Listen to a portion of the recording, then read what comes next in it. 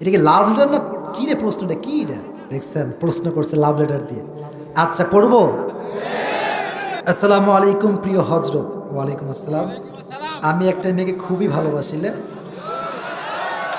আচ্ছা, আর মেয়েও আমাকে অনেক ভালোবাসে, কিন্তু মেয়ের পরিবার এখন মেয়েকে উঠে পড়ে লেগেছে মেয়ের বিয়ে দেওয়ার জন্য। মেয়ের পরিবার প্রতিষ্ঠিত ছেলে ছাড়া বিয়ে দিবে না। আর আমি সেই মেয়ে কি লিখেছে, আমি আর সেই মেয়ে মাত্র অনার্স প্রথম বর্ষে পড়ি। আমি এখনও প্রতিষ্ঠিত হতে 5-6 বছর বাকি।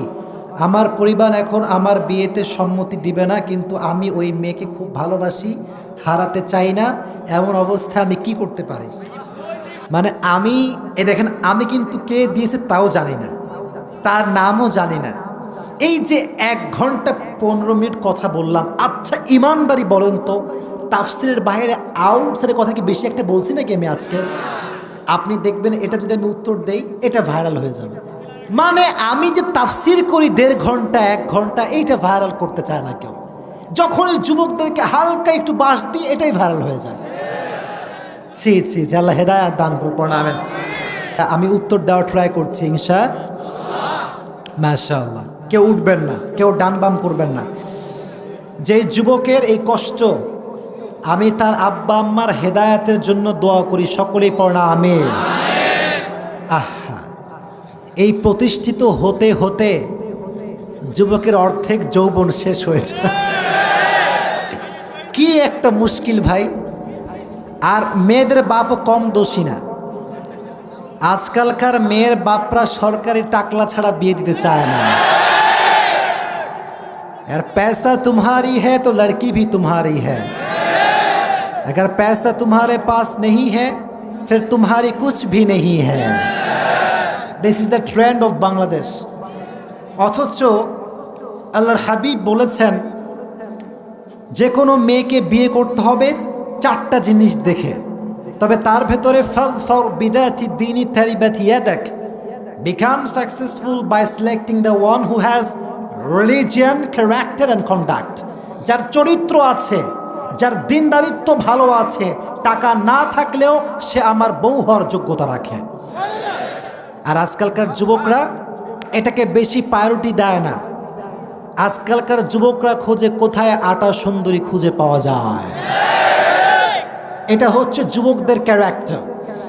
আর নারীদের ক্যারেক্টারটা হচ্ছে, এরা বেশিরভাগ আছে এরকম, এরা দাড়িওয়ালা পছন্দ করতে চায় না, 5 ওয়াক্ত নামাজি পছন্দ করতে চায় না,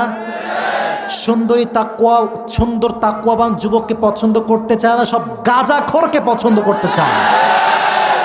এরকম মেয়েও বাংলাদেশে আজকাল আছে। তো এখানে যুবকের কষ্ট হচ্ছে, যুবকও রাজি কিন্তু পরিবারের সমস্যা, তাই না?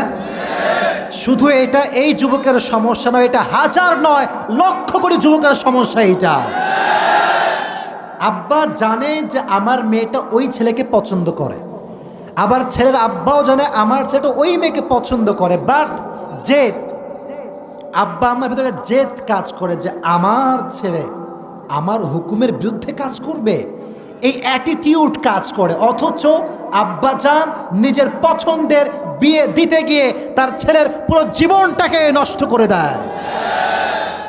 আজ থেকে নিয়ম হবে ভিন্ন। সন্তান, আমি বলি অবশ্যই বলবো, যারা প্রাপ্তবয়স্ক সন্তান আছো, তোমাদের অধিকার আছে, তোমরা তোমাদের চয়েসের কথা আব্বা আম্মাকে বলবা। আর আব্বা আম্মারও উচিত নিজের স্বপ্ন, নিজের চয়েস বাদ দিয়ে নিজের সন্তানের চয়েসকে বেশি প্রাধান্য দেওয়া। এই জন্য সংসার আব্বা নয়, সংসার করবে সন্তান। বাকি এটা বলে তোমরা আবার খুশি হয়ে যেও না, বেশি লাফায়ও না। শোনো, আব্বা আম্মার সন্তুষ্টি নাই যেখানে, আল্লাহর কসম করে বলতে পারি বিয়েতে সুখ নাই সেখানে।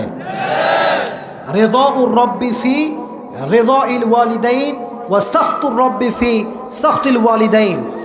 আব্বা আম্মা খুশি তো আল্লাহ খুশি, আব্বা আম্মা না খুশ আল্লাহও না খুশ, ঠিক কিনা বলেন? আর তোমরা আসলে একটু বোকা আছো। এই যে যুবকটাও আবেগী, মেয়েটাও আবেগী। দেখো আবেগ বড় খারাপ জিনিস।